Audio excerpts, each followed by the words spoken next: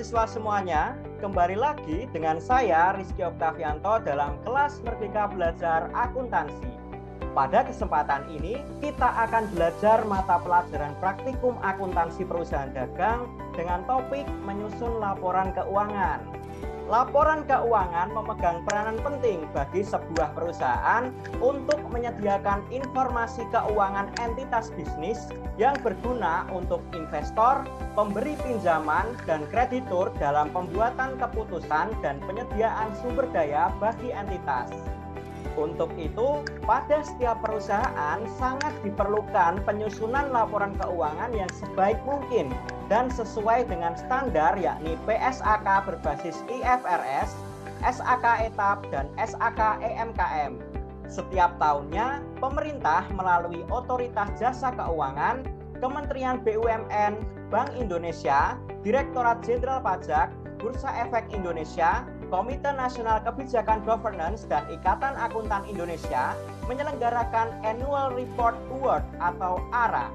ARA merupakan penghargaan laporan tahunan yang diberikan pada perusahaan berdasarkan kriteria tertentu.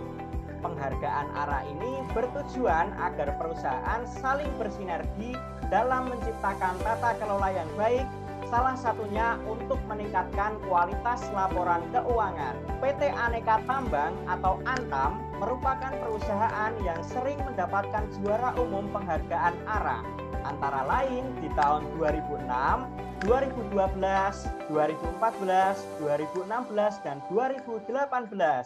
Dalam penilaian ARA ini, 20% poin penilaian berasal dari informasi keuangan.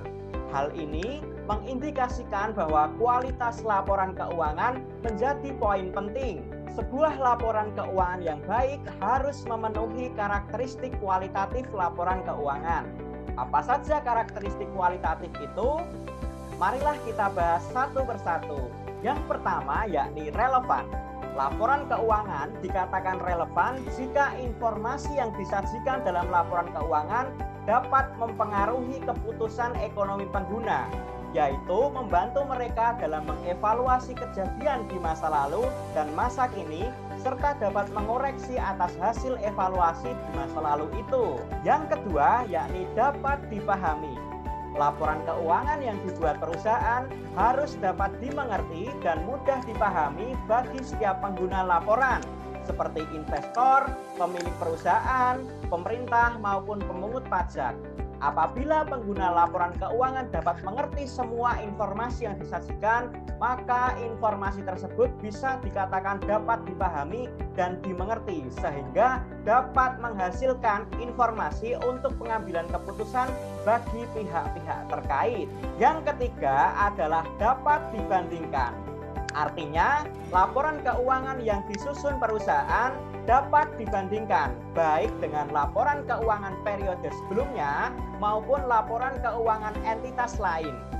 Karakteristik dapat dibandingkan ini bertujuan untuk membandingkan laporan keuangan perusahaan antar periode, mengidentifikasi kinerja keuangan, serta mengevaluasi peningkatan atau penurunan kinerja keuangan perusahaan antar periode.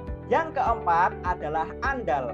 Laporan keuangan dikatakan andal apabila informasi yang disajikan dalam laporan keuangan bebas dan terhindar dari pengertian yang menyesatkan dan kesalahan material. Selain itu, laporan keuangan menyajikan semua fakta yang ada secara jelas dan jujur, serta informasi yang tersaji telah terverifikasi dengan baik. Nah, para siswa sekalian, itu tadi keempat karakteristik kualitatif laporan keuangan yang baik. Sekarang semuanya sudah mengerti kan?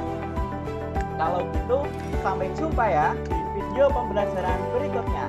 Tetap belajar dan tetap semangat.